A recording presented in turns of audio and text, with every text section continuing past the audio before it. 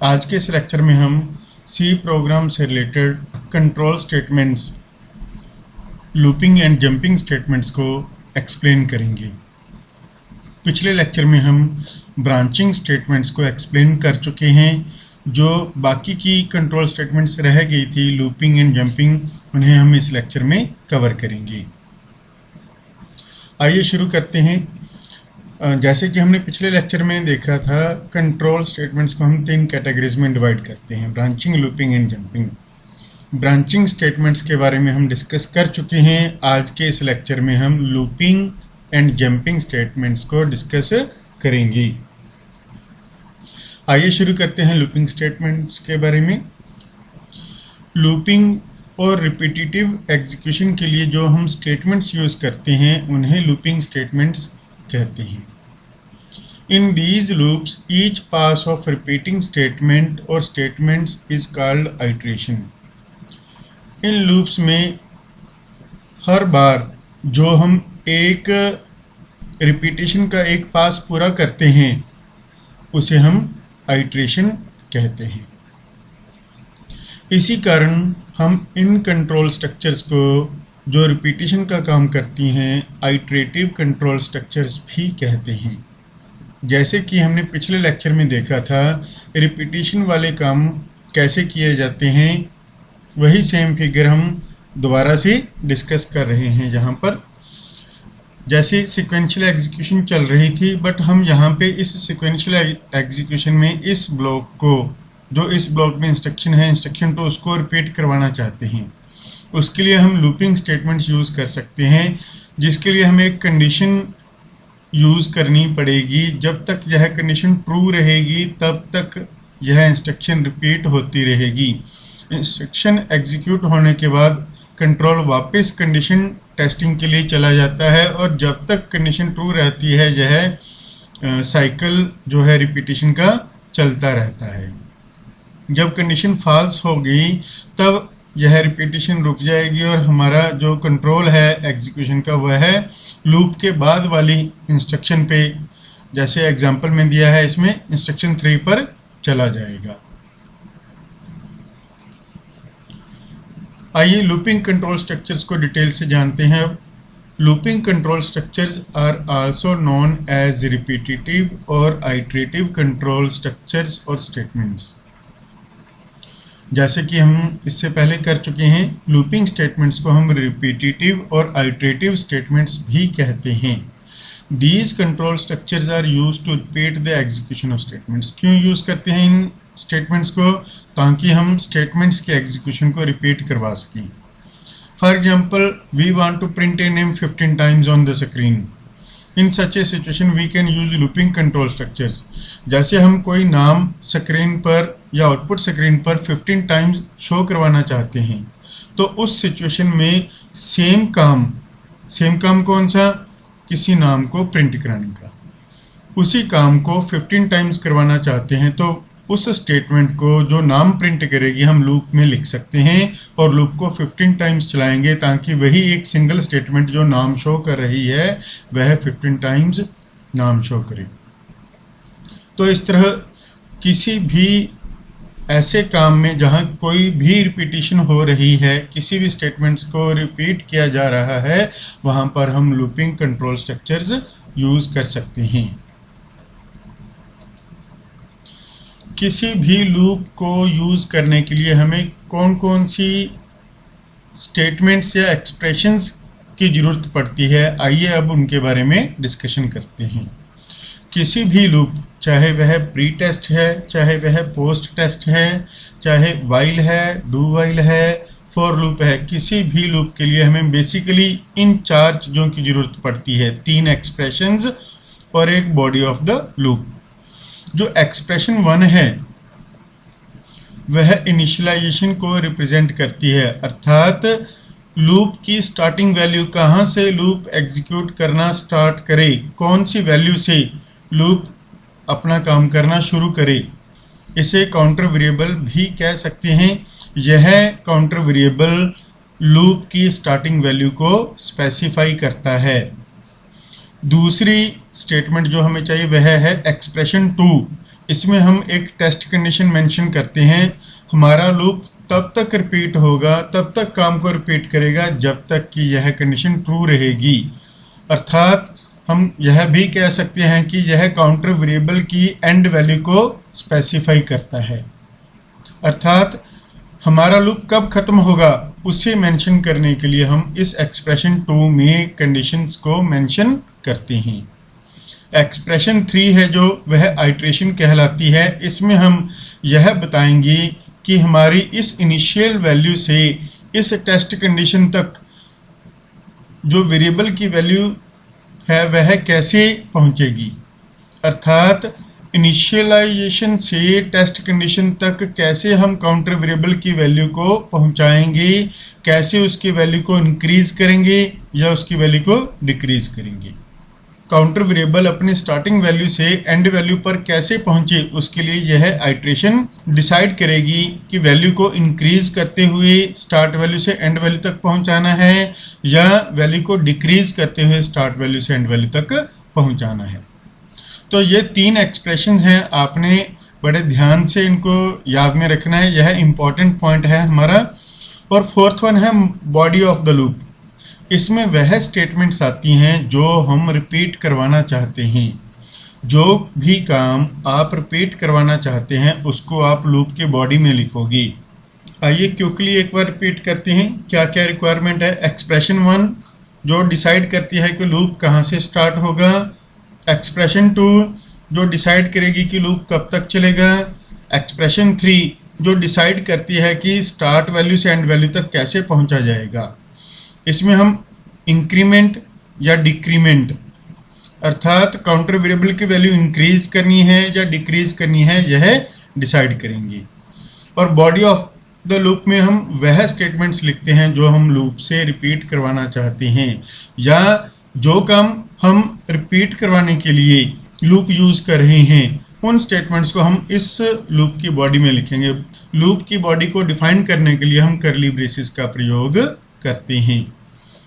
आगे हम एग्जांपल्स देखेंगे तब हम इन चारों पार्ट्स को, रिक्वायरमेंट्स को जो लूप की हैं उनके बारे में साथ साथ डिस्कस करते रहेंगे।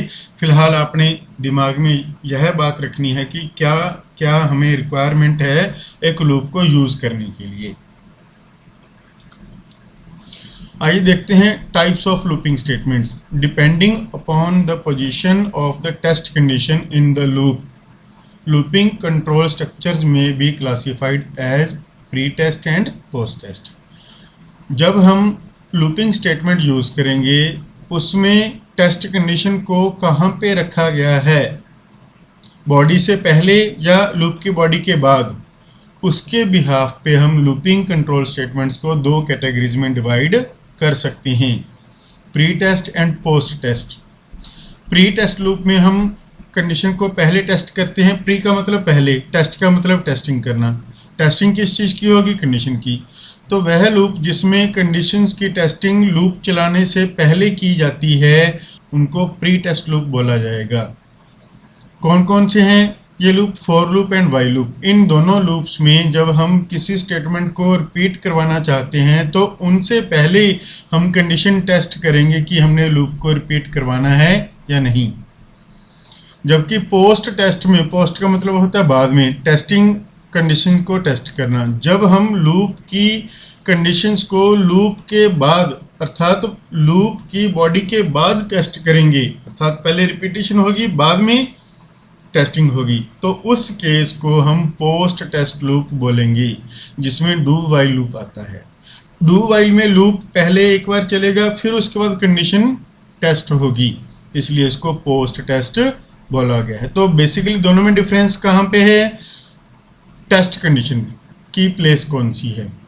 टेस्ट कंडीशन की प्लेस बॉडी से पहले है लूप की या लूप की बॉडी के बाद है।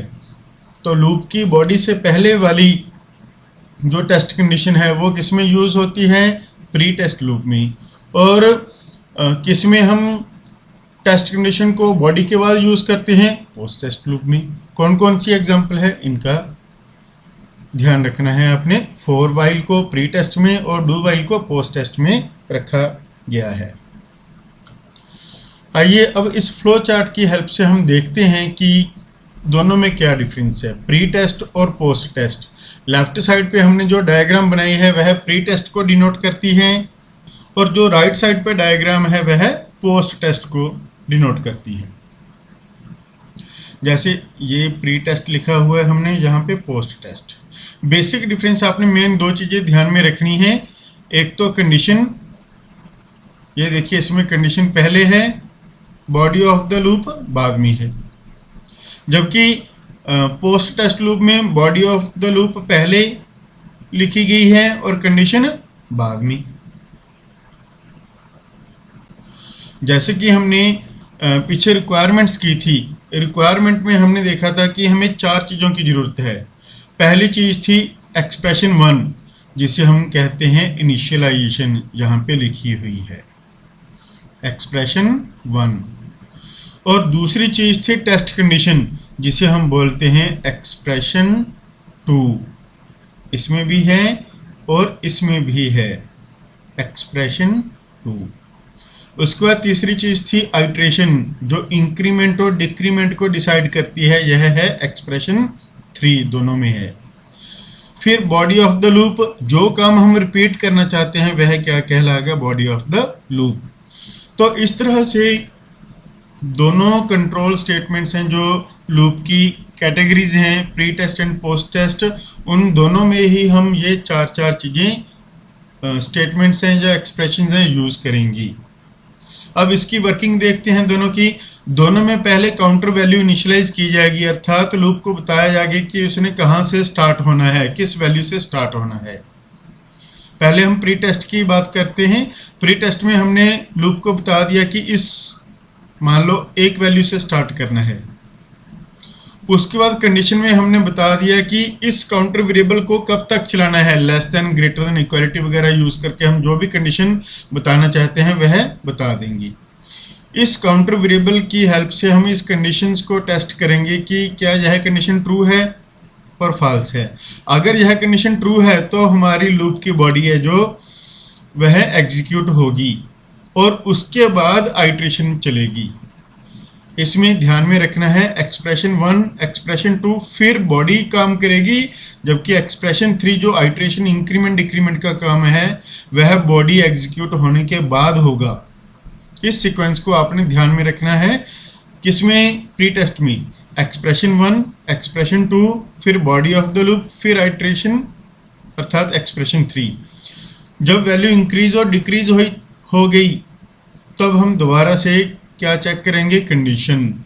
अब अगर दूसरी बार फिर कंडीशन ट्रू होती है तो दोबारा से लूप रिपीट होगा, body of the loop repeat होगी, फिर आइट्रेशन होगी, फिर कंडीशन दोबारा से चेक होगी। जितने बार हम आइट्रेशन करेंगे उतने बार हमारी कंडीशन है जो टेस्ट होगी और कंडीशन ट्रू होने पे फिर से दोबारा से लूप की बॉडी एग्जीक्यूट होकर आइट्रेशन दोबारा से होकर कंडीशन काम करेगी। इस तरह से यह जो सर्कल है, सिस्टम है रिपीटिशन का, वो चलता रहेगा। Condition body iteration, condition body iteration, जबकि इनिशियलाइजेशन सिर्फ एक बार होगी। अगर यह कंडीशन फॉल्स हो जाती है तब हम लूप की बॉडी को एग्जीक्यूट करना बंद कर देंगे और उससे बाहर आकर लूप के बाद जो अगली स्टेटमेंट लिखी है वह एग्जीक्यूट हो जाएगी। आइए अब देखते हैं पोस्ट टेस्ट लूप में। पोस्ट टेस्ट लूप में हम पहले इनिशियलाइजेशन मींस लूप के काउंटर वैल्यू मेंशन करेंगे कि कहाँ से लूप चलना शुरू होगा, किस वैल्यू से लूप चलना शुरू होगा, जैसे हमने प्री टेस्ट में किया था।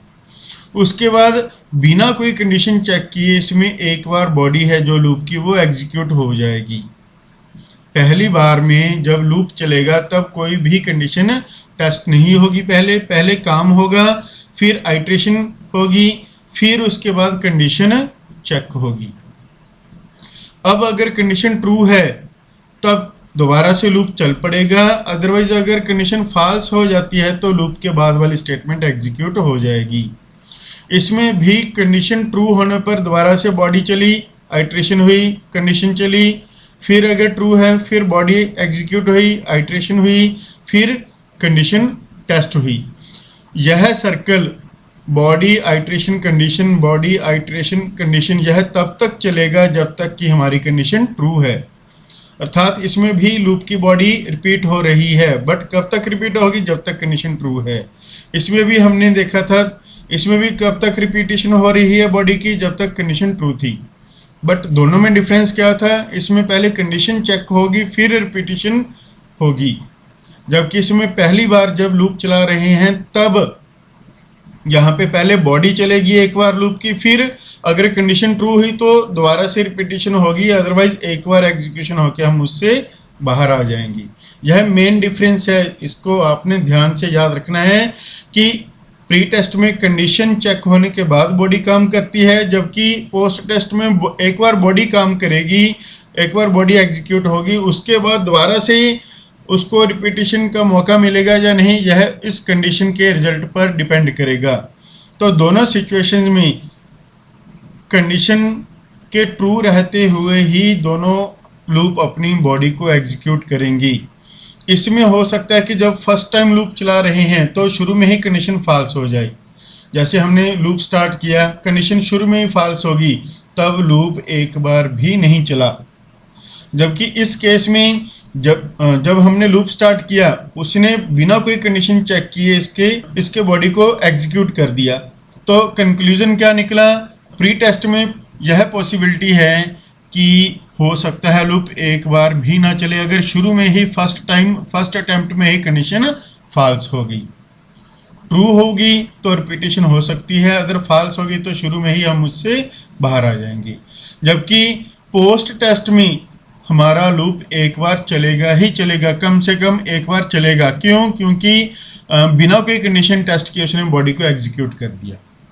तो एक बार एग्जीक्यूशन हो गई, दोबारा से एग्जीक्यूशन किस पे डिपेंड कर रही है, कंडीशन पे। तो एक बार तो एग्जीक्यूट हो गया, तो इसमें हो सकता है कि आपका लूप एक बार भी ना चले, मीन 0 टाइम चले अगर शुरू में ही कंडीशन फॉल्स होगी।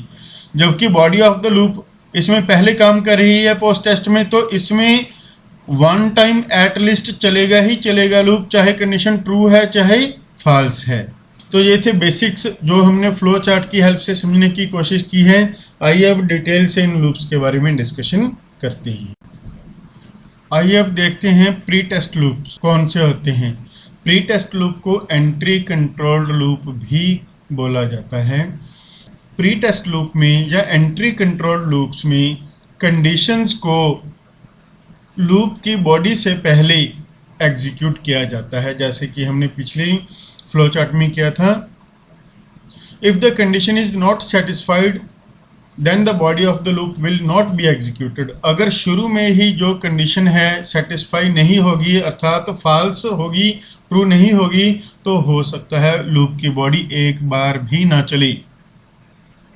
अगर शुरू में कंडीशन ट्रू होगी तभी लूप की बॉडी एग्जीक्यूट होगी, अदरवाइज लूप की बॉडी एग्जीक्यूट नहीं होगी, जैसे कि हमने पीछे फ्लो चार्ट में डिस्कस किया था। For loop and while loop ये एंट्री कंट्रोल्ड लूप की या प्री टेस्ट लूप्स की एग्जांपल्स हैं। आइए अब सबसे पहले फॉर लूप की डिस्कशन करते हैं। It is the most popular loop used extensively for repeating the statements in the programs due to its simplicity. यह काम को रिपीट करवाने के लिए सबसे ज़्यादा यूज होने वाला लूप है। क्यों? क्योंकि इसको यूज करना बहुत सिंपल है। जो हमने लूप के लिए 4 रिक्वायरमेंट्स की थी डिस्कस, वो चारों ही इसमें नीचे सिंटैक्स दिया गया है, उसमें दिखाया गया है। इसमें तीनों एक्सप्रेशंस हैं जो वो एक साथ एक ही लाइन में लिखी जाती हैं। फॉर लूप के साथ पैरेंथेसिस में हम तीनों एक्सप्रेशन को सेमीकोलन से सेपरेट करते हुए लिखेंगे। तो जो इनिशियलाइजेशन है वह क्या होती है, एक्सप्रेशन 1, जैसे कि हमने रिक्वायरमेंट्स में किया था। तो यह एक्सप्रेशन 1 है, यह एक्सप्रेशन 2 है, यह एक्सप्रेशन 3 है। हालांकि हमने इनको तीनों को एक ही लाइन में लिखा है, बट इनकी एग्जीक्यूशन सिंपल एक सीक्वेंस में लेफ्ट टू राइट नहीं होगी। यहाँ पे यही चीज़ हमने सीखनी है कि किस चीज़ के बाद, किस स्टेटमेंट के बाद, किस एक्सप्रेशन के बाद कौन सी चीज़ एग्जीक्यूट होगी। जैसे कि यहाँ पे फ्लो चार्ट में दिखाया गया है कि सबसे पहले क्या होगा, इनिशियलाइजेशन। मीन जब लूप स्टार्ट होगा सबसे पहले एक्सप्रेशन 1 इनिशियलाइजेशन काम करेगी, सबसे पहले यह काम करेगी। फिर इनिशियलाइजेशन के बाद क्या होगा, कंडीशन चेक होगी, अर्थात यहाँ से हम कौन से पार्ट पे आ गए, टेस्ट कंडीशन पे, दूसरे नंबर पे। अब अगर कंडीशन ट्रू है तब क्या होगा, लूप की बॉडी एग्जीक्यूट होगी, अर्थात अगर कंडीशन ट्रू है तब लूप में एंटर कर जाएंगे। अगर कंडीशन ट्रू है अर्थात थर्ड नंबर पर यह काम होगा। जो भी इसमें स्टेटमेंट्स लिखी हुई हैं वो सब एग्जीक्यूट करके लूप की बॉडी का एक साइकिल पूरा हो जाएगा। उसके बाद बॉडी ऑफ द लूप को एग्जीक्यूट करने के बाद कंट्रोल कहाँ पे ट्रांसफर होगा, आइट्रेशन पार्ट पे, अर्थात यहाँ से कंट्रोल वापस जाएगा आइट्रेशन पे। ये क्या हुआ, फोर्थ नंबर पे। आइट्रेशन ने उस काउंटर वेरिएबल की जो इनिशियल वैल्यू थी उसको चेंज कर दिया, इंक्रीमेंट या डिक्रीमेंट या इंक्रीज करके या डिक्रीज करके। अब आइट्रेशन के बाद दोबारा से कंडीशन टेस्ट होगी, चेक होगी, आइट्रेशन के बाद दोबारा से कंडीशन चेक हो रही। जैसे इस फ्लो चार्ट में दिया गया है उसी सीक्वेंस में हमारा यह काम हो रहा है। तो फिफ्थ नंबर पे क्या हुआ, यह। तो उसके बाद टेस्ट कंडीशन अब अगर दोबारा से ट्रू है तो बॉडी ऑफ द लूप दोबारा से एग्जीक्यूट होगी और फिर वापस आइट्रेशन पे जाएगा, फिर आइट्रेशन से कंडीशन पे, कंडीशन से ट्रू होने पर बॉडी ऑफ द लूप, फिर आइट्रेशन, फिर कंडीशन, फिर बॉडी, फिर आइट्रेशन, फिर कंडीशन, जैसे कि इस सीक्वेंस में दिखाया गया है। कंडीशन ट्रू है, बॉडी चली, फिर आइट्रेशन हुई, फिर कंडीशन, फिर बॉडी काम करेगी अगर ट्रू है, फिर आइट्रेशन एंड कंडीशन। यह सर्कल रिपीट होता रहेगा जब तक हमें गिवन कंडीशन, यह जो टेस्ट कंडीशन है वह ट्रू रिजल्ट देती रहेगी। जब इस कंडीशन का रिजल्ट फॉल्स आ गया, अगर इसका रिजल्ट फॉल्स आ गया तो यह इन सब से बाहर लूप के बाद जो जहाँ पे स्टेटमेंट लिखी होगी कोई, वह एग्जीक्यूट हो जाएगी, लूप के बाद वाला काम स्टार्ट हो जाएगा। तो इस फ्लो चार्ट को आपने ध्यान में रखना है, सिर्फ इनिशियलाइजेशन वाला पार्ट केवल एक बार एग्जीक्यूट होगा, बाकी सभी पार्ट बार बार रिपीट हो रही हैं, एग्जीक्यूशन रिपीट कर रही हैं। सीक्वेंस क्या है, इस बात को आपने ध्यान में रखना है। तो बेसिकली क्या क्या रिपीट हो रहा है, test body iteration, test body iteration, जैसे कि यहाँ पे दिखा हुआ है, टेस्ट बॉडी आइट्रेशन। कब तक रिपीट होगा, जब तक कंडीशन ट्रू है। उम्मीद है आपको इसकी एग्जीक्यूशन फ्लो समझ में आ गई होगी। इसको अपने ध्यान में रखना है क्योंकि जब हम लूप्स का प्रैक्टिकल करेंगे प्रोग्राम तब आपको इस सीक्वेंस को यूज करके ही एग्जीक्यूशन करनी पड़ेगी। आइए अब एक एग्जांपल भी देख लेते हैं। यहाँ पे हमने सिंटैक्स भी मेंशन किया है, फ्लो चार्ट भी है और प्रोग्राम भी है। तीनों इसलिए हमने मेंशन किए हैं कि आपको सभी चीज़ें क्लियर हो जाएं, साथ में इधर उधर मत देखना पड़े। तो आइए देखते हैं, हमने यहाँ पे काउंटर वेरिएबल लूप चलाने के लिए क्या यूज़ किया, आई वेरिएबल। मीन्स पहले आई को डिक्लेयर किया, वेरिएबल डिक्लेरेशन की, फिर आई को इनिशियल वैल्यू, स्टार्टिंग वैल्यू, यह इनिशियलाइजेशन वाला पार्ट है, यह आई इक्वल टू 1। सबसे पहले क्या काम होगा, आई इक्वल टू 1 चलेगा। इनिशियलाइजेशन के बाद कहाँ जाएगा, कंडीशन पे। क्या 1 लेस देन 10 यह कंडीशन ट्रू है या फॉल्स, ट्रू है, तो इट मीन्स यह काम जो भी हमने इसमें लिखा है वह क्या होगा, एग्जीक्यूट होगा। अब यहाँ पे लूप की बॉडी है जो, यह क्या है, बॉडी ऑफ द लूप।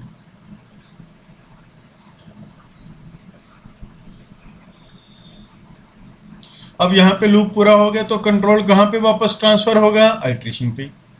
तो आई की वैल्यू 1 से कितना हो गया, यहाँ पे 2 के बाद हम दोबारा से कंडीशन पर जाएंगे, 2 लेस देन इक्वल टू 10, क्या हुआ, फिर से ट्रू, तो दोबारा से इसकी एग्जीक्यूशन हुई, आउटपुट आई, फिर आइट्रेशन दोबारा से हुई, आई की वैल्यू 3 हो जाएगी।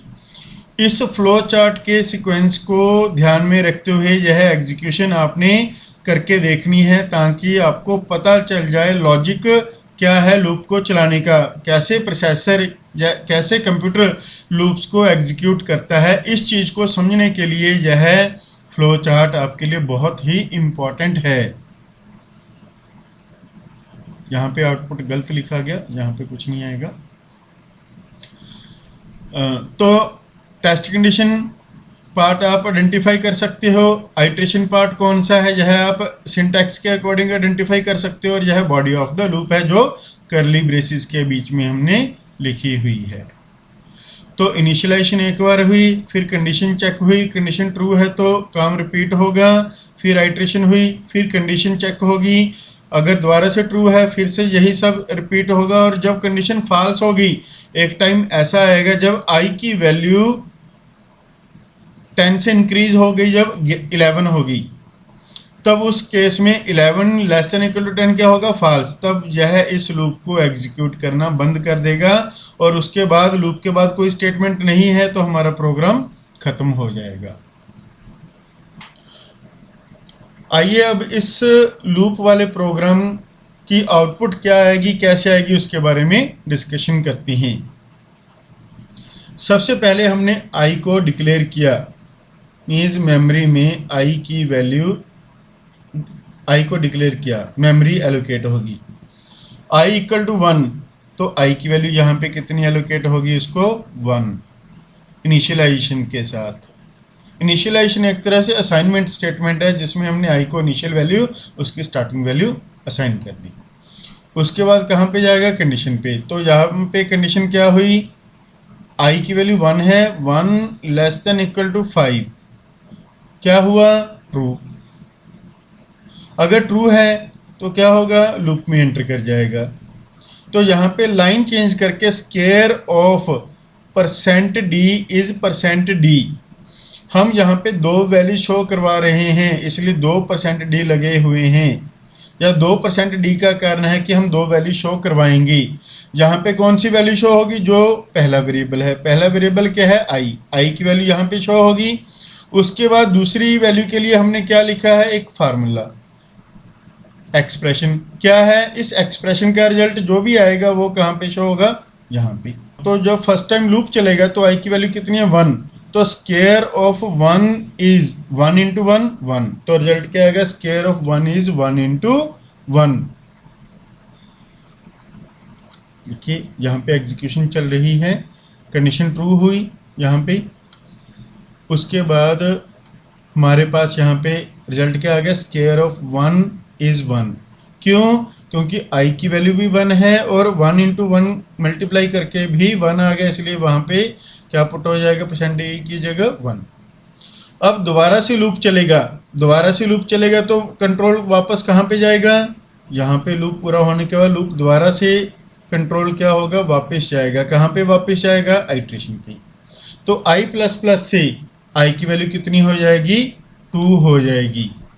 यहाँ पे कंट्रोल ट्रांसफर हुआ तो आई की वैल्यू कितनी होगी, 2 होगी। अब कंडीशन दोबारा से टेस्ट होगी तो कंडीशन क्या बन जाएगी, 2 लेस देन इक्वल टू 5, क्या बन गई, 2 लेस देन इक्वल टू 5, यह भी क्या है, ट्रू है। अब ट्रू है तो लूप की बॉडी में फिर से चला जाएगा कंट्रोल। अब यहाँ पे स्केयर ऑफ आई की वैल्यू कितनी है, 2, यहाँ पे क्या पुट हो गया, 2, और यहाँ पे क्या आएगा, आई की वैल्यू 2 इंटू 2 कितना हो गया, 4, तो स्केयर ऑफ 2 इज 4, तो हमें क्या मैसेज आएगा, स्केयर ऑफ 2 इज 4। उसके बाद लूप की बॉडी फिर यहाँ पे पूरी हो गई, फिर यहाँ से वापस कंट्रोल कहाँ पे जाएगा, आइट्रेशन पार्ट पे। फिर दोबारा से कंडीशन टेस्ट होगी। अब कंडीशन टेस्ट में क्या होगा, 3 लेस देन इक्वल टू 5, तो अब फिर दोबारा से कंडीशन क्या है, ट्रू है, क्योंकि 3 छोटा है 5 से, ट्रू है। अब दोबारा से लूप की बॉडी में कंट्रोल ट्रांसफ़र होगा, दोबारा से यह लाइन जो बॉडी है वो एग्जीक्यूट होगी। तो स्केयर ऑफ आई की वैल्यू कितनी है, 3, यहाँ पे क्या आएगा, 3, इज यहाँ पे 3 इंटू 3 9, अर्थात यहाँ पे क्या शो होगा, 9। तो आउटपुट क्या आएगी, अब हमारे पास एग्जीक्यूशन होके स्केयर ऑफ 3 इज 9।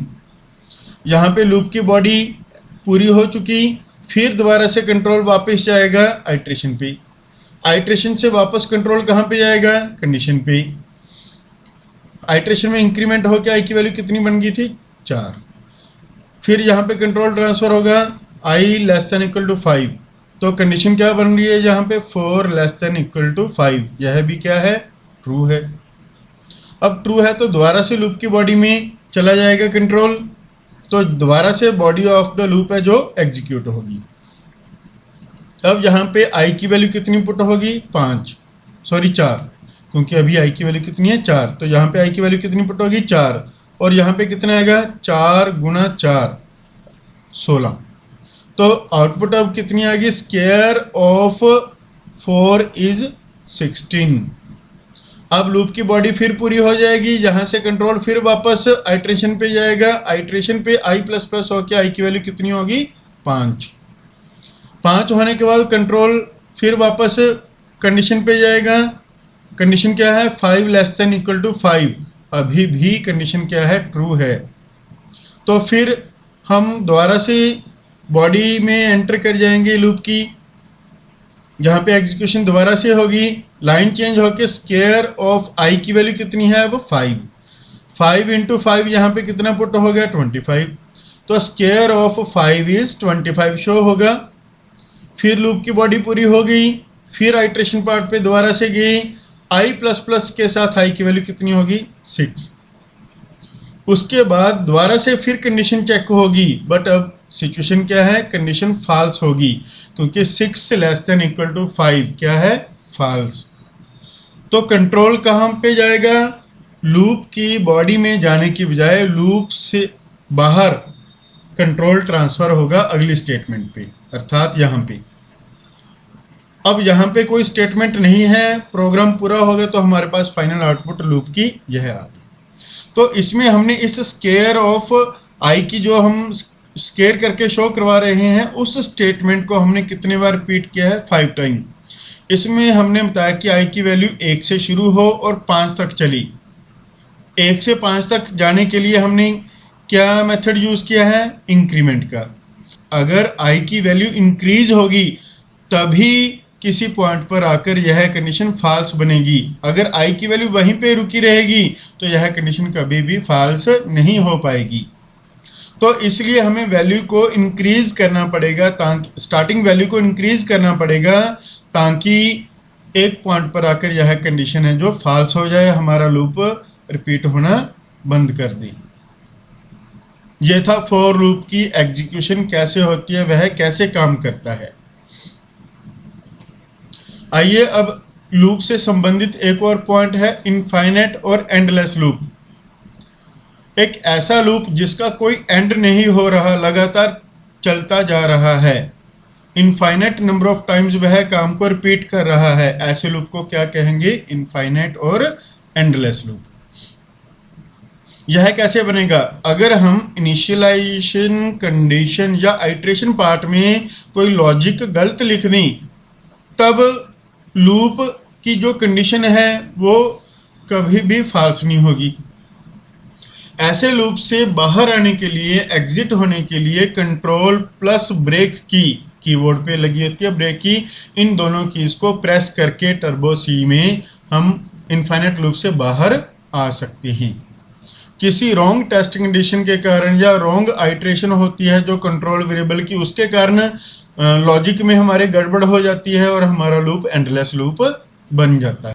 आइए अब हम इनफाइनाइट लूप के एक एग्जांपल देखते हैं, कैसे लूप इनफाइनाइट बन जाता है, एंडलेस बन जाता है। यहाँ पे हमने लूप के काउंटर वेरिएबल की वैल्यू कितनी सेट की है 1। तो लूप को स्टार्ट कहाँ से कर रहे हैं 1 से, कब तक चलाएंगे 5 तक। 1 से 5 तक पहुँचने के लिए हमें आई की वैल्यू क्या करनी पड़ेगी, इंक्रीज, बट यहाँ पे हमने गलती से क्या लिख दिया, डिक्रीमेंट। तो इंक्रीमेंट की जगह यहाँ पे डिक्रीमेंट लिखा गया जब, तो आई की वैल्यू बढ़ने की बजाय घटेगी, अर्थात जैसे जैसे लूप चलेगा आई की वैल्यू 1 से 2 की बजाय 1 से 0, -1, -2, -3 इस तरह से चलेगी, और आउटपुट हमारे पास आई की वैल्यू इस तरह दिखाई देती रहेगी। तो आई की वैल्यू तो कभी भी यहाँ पे कंडीशन में फॉल्स नहीं होगी। अब अगर फॉल्स नहीं होगी तो लूप चलना बंद नहीं होगा। तो ऐसे लूप जो लगातार चलते रहते हैं कंडीशन फॉल्स ना होने के कारण, उन्हें इनफाइनाइट या एंडलेस लूप बोला जाता है। तो ऐसे लूप से बाहर आने के लिए टर्बो सी में हम कौन सी की प्रेस करते हैं, कंट्रोल प्लस ब्रेक की का कॉम्बिनेशन। तो उससे कंट्रोल प्लस ब्रेक से लूप बीच में ही बंद होकर उससे बाहर आ जाएगा। आइए अब नेक्स्ट लूप देखते हैं, वाइल लूप। वाइल लूप भी अनदर फॉर्म ऑफ लूपिंग और रिपीटेटिव कंट्रोल स्टेटमेंट है। यह भी एंट्री कंट्रोल्ड लूप या प्री टेस्ट लूप की एग्जाम्पल है। आइए इसका सिंटैक्स देखते हैं। सबसे पहले इनिशियलाइजेशन, फिर कंडीशन, फिर स्टेटमेंट, फिर आइट्रेशन। फॉर लूप की तरह यहाँ पे हम सभी एक्सप्रेशंस को एक लाइन में नहीं लिखते और ना ही लिख सकते हैं। यहाँ पे जो सिंटैक्स दिया गया है इसको ही अपने ध्यान में रख के इन सभी एक्सप्रेशंस को लिखना है। तो यहाँ पे एक्सप्रेशन 1 जिसको इनिशियलाइजेशन बोला जाएगा, फिर कंडीशन को, सिर्फ कंडीशन को ही वाइल लूप के साथ ब्रैकेट में लिखा जाएगा। इनिशियलाइजेशन लूप से पहले लिखी जाएगी। जो बॉडी ऑफ द लूप है वह लिखी जाएंगी। फिर आइट्रेशन पार्ट पहले भी आ सकता है, बाद में भी, लॉजिक के ऊपर डिपेंड करता है हमारी। तो यही वो 4 चीज़ें जो रिक्वायरमेंट की थी इसमें भी वही यूज हो रही हैं। इनका एग्जीक्यूशन फ्लो भी वैसा ही है जैसे हमने फॉर लूप में किया था, इस फ्लो चार्ट के अकॉर्डिंग, क्योंकि दोनों ही प्री टेस्ट लूप को रिप्रेजेंट करते हैं। प्री टेस्ट में पहले इनिशियलाइजेशन, फिर कंडीशन ट्रू है तो स्टेटमेंट अर्थात बॉडी ऑफ द लूप काम करेगी, फिर आइट्रेशन पे जाएगा, फिर आइट्रेशन के बाद कंडीशन। यह सीक्वेंस आगे पीछे हो सकता है। स्टेटमेंट्स और आइट्रेशन का हमारे प्रोग्राम के लॉजिक पे डिपेंड करता है कि यहाँ पे आइट्रेशन पहले लिखनी है या बाद में। तो फिलहाल यहाँ पे आइट्रेशन क्या है, बॉडी ऑफ द लूप है जो उसी का ही एक पार्ट है। तो इसमें भी कब तक यह तीनों चीजें रिपीट होंगी, condition statement iteration, condition statement iteration, जब तक यह कंडीशन हमें ट्रू रिजल्ट देता रहेगा। जब कंडीशन फॉल्स होगी तो इससे बाहर आ जाएंगी। आइए अब हम वाइल लूप की एक प्रोग्राम एग्जांपल देखते हैं। इसमें हमने इनिशियलाइजेशन सिंटैक्स भी हमने यहाँ पे दिया है ताकि आपको पता लगता रहे कि कौन सी चीज़ क्या कहलाएगी, और कलर भी उनका सेम रखने की कोशिश किया है ताकि आपको हिंट मिलता रहे। आई की वैल्यू 1 है अर्थात यह क्या है, इनिशियलाइजेशन, एक्सप्रेशन 1। इनिशियलाइजेशन के बाद कंट्रोल कहाँ पे ट्रांसफर होगा, जैसे फ्लो चार्ट में किया था, कंडीशन पे। अब कंडीशन क्या हुई, 1 less than equal to 5, 1 less than equal to 5। Condition क्या है, ट्रू। तो बॉडी में एंटर कर गई। लूप की बॉडी में सबसे पहले प्रिंटएफ ने लाइन चेंज की और स्केयर ऑफ आई की वैल्यू कितनी है, यहाँ पे 1 इज 1 इंटू 1 क्या आएगा, 1। तो रिजल्ट क्या आएगा, स्केयर ऑफ 1 इज 1। फिर आई प्लस प्लस से आई की वैल्यू कितनी होगी, 2। आई की वैल्यू 2 होगी। उसके बाद लूप पूरा हो रहा है। उसके बाद वापस कहाँ पे जाएंगे, आइट्रेशन के बाद। आइट्रेशन के बाद हम हमेशा कंडीशन पर जाते हैं, कंडीशन वाले पार्ट पे। अब यहाँ पे कंडीशन क्या बन गई, 2 लेस देन इक्वल टू 5, फिर क्या है, ट्रू। दोबारा से क्या शो होगा, अब स्केयर ऑफ 2 इज 4। आई की वैल्यू 2 है तो यह 2 इंटू 2 4 बन गया। फिर आई प्लस प्लस से आई की वैल्यू 2 से कितनी बन जाएगी, 3। फिर लूप वापस जाएगा कंडीशन पार्ट पे। 3 less than equal to 5 true है, 3 less than equal to 5 true है। फिर ट्रू होने के कारण लूप की बॉडी में एंटर कर जाएगा। फिर मैसेज क्या शो होगा, स्केयर ऑफ 3 इज 9। फिर इंक्रीमेंट हुआ आई प्लस प्लस से आई की वैल्यू 3 से क्या बन गई, 4। अब कंडीशन पार्ट पे जाएगा। कंडीशन पार्ट में जाके जहाँ पे क्या बन गया, 4 लेस देन इक्वल टू 5। फिर क्या हुआ, ट्रू है तो फिर दोबारा से क्या शो होगा, square of 4 is 16। Message show करने के बाद फिर इंक्रीमेंट होगा आई प्लस प्लस, आई की वैल्यू कितनी होगी, 5। फिर दोबारा से कंडीशन पे गया, 5 लेस देन इक्वल टू 5 क्या है, ट्रू। फिर लूप की बॉडी में एंटर हो जाएगा। फिर क्या शो करेगा, स्केयर ऑफ 5 इज 25। फिर आई प्लस प्लस से आई की वैल्यू कितनी होगी, 6। फिर कंट्रोल कहाँ पे ट्रांसफर हुआ, कंडीशन पे। Now 6 less than equal to 5 क्या है, फॉल्स। अब फॉल्स है तो जहां से कंट्रोल कहाँ पे ट्रांसफर हो गया, लूप से बाहर उसकी अगली स्टेटमेंट पे। जहाँ पे कोई भी स्टेटमेंट नहीं है तो लूप का एंड हो गया और हमारे पास फाइनल आउटपुट आ गई। तो जो हमने फ्लो चार्ट किया है उसके अकॉर्डिंग ही प्री टेस्ट लूप काम करेंगे। इनिशियलाइजेशन कंडीशन, कंडीशन ट्रू है तो बॉडी काम करेगी, फिर आइट्रेशन, फिर कंडीशन। इस तरह से यह जो सीक्वेंस है यह रिपीट होता रहेगा जब तक हमारी कंडीशन ट्रू है।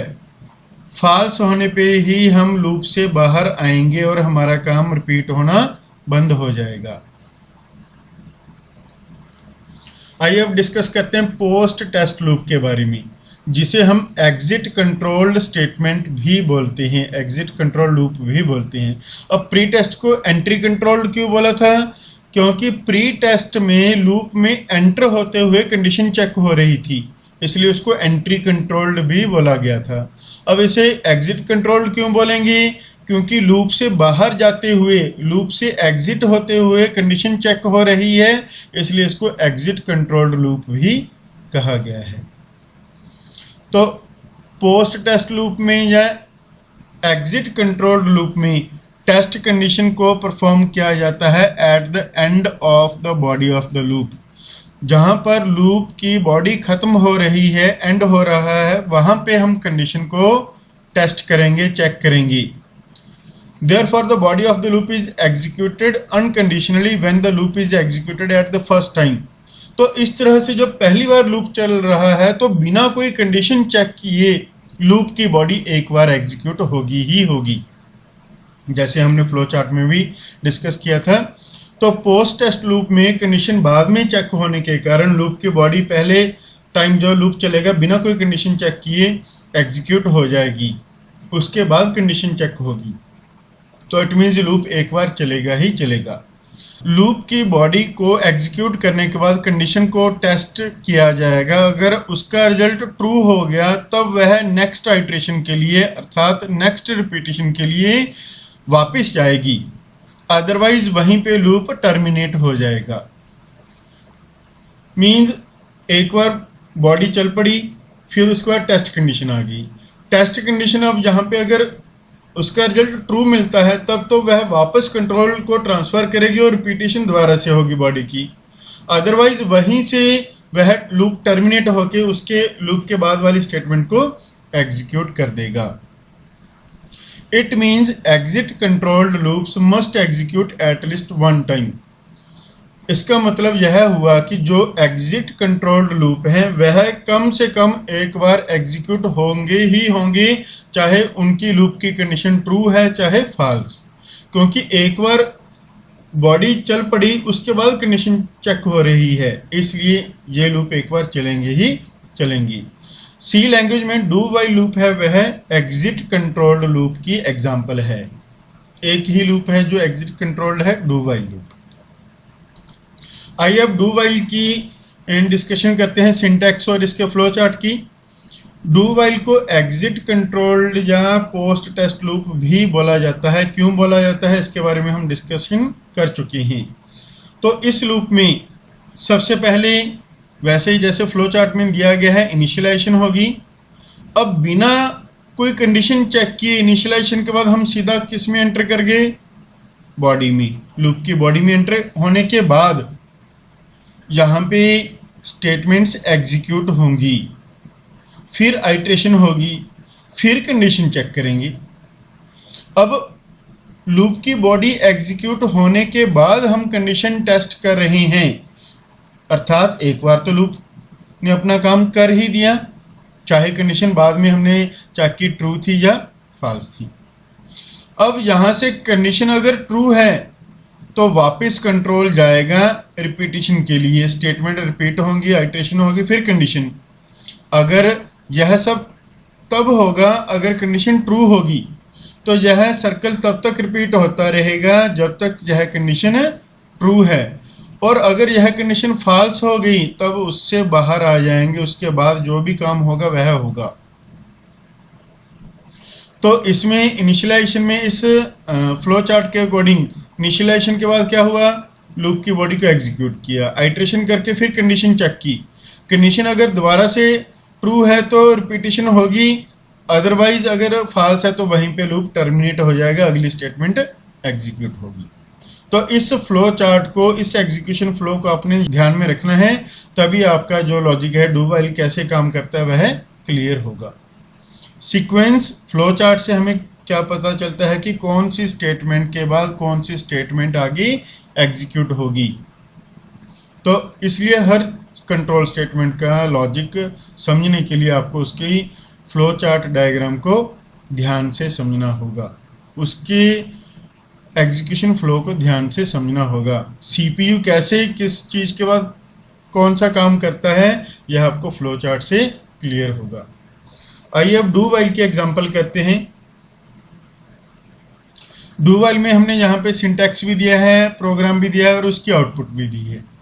जैसे हमने व्हाइल में प्रोग्राम बनाया था वैसा ही है। सबसे पहले इनिशियलाइजेशन, आई की वैल्यू कितनी होगी यहाँ पे 1। अब बिना कंडीशन चेक किए लूप के बॉडी में एंटर कर गई एग्जीक्यूशन कंट्रोल। तो यहाँ पे आई की वैल्यू कितनी है 1, 1 इंटू 1 1, तो रिजल्ट क्या शो करेगा, square of 1 is 1। Body of the loop क्या हुई, एग्जीक्यूट हुई, उसने अपना काम कर दिया। फिर आइट्रेशन वाले पार्ट पे आ गई, यहाँ पे क्या हुआ आई प्लस प्लस, आई की वैल्यू कितनी होगी 2।